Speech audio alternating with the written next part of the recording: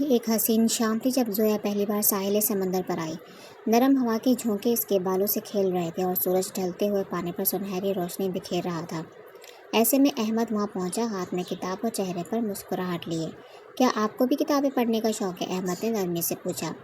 زویا نے چونک کر اس کی طرف دیکھا اور دونوں کے درمیان پہلی بات چیت شروع ہوئی۔ وہ شام ان دونوں کے لیے ایک نئی شروعات لے کر آئی تھی۔ اب وہ اکثر ساحل سمندر پر ایک دوسرے سے ملا کرتے، کبھی کتابوں پر بحث، کبھی زندگی کے خواب۔ زویا کی ہنسی احمد کے دل میں گھر کر گئی اور احمد کی سنجیدگی زویا کو بھا گئی۔ ایک شام احمد نے ہنستے ہوئے کہا، زویا تمہاری ہنسی دل کو چھو لیتی ہے۔ زویا نے شرماتے ہوئے نظریں جھکا لیں۔ انہی لمحوں میں دوستی محبت کے راستے پر بڑھنے لگی۔ وقت کے ساتھ دونوں کے دل ایک دوسرے کے قریب آنے لگے۔ ساحل پر بیٹھے احمد نے ایک دن دھیرے سے کہا، زویا مجھے لگتا ہے ہماری دھڑکنیں ایک جیسی ہیں۔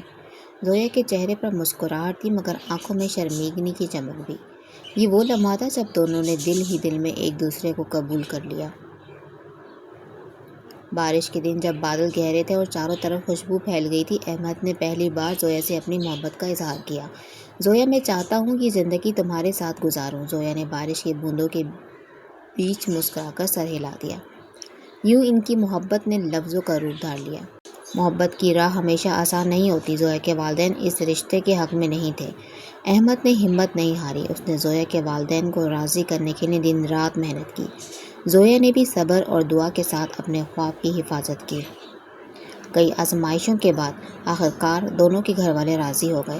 ساحل سمندر پر جہاں پہلی ملاقات ہوئی تھی وہیں نکاح کی تقریب منعقد ہوئی۔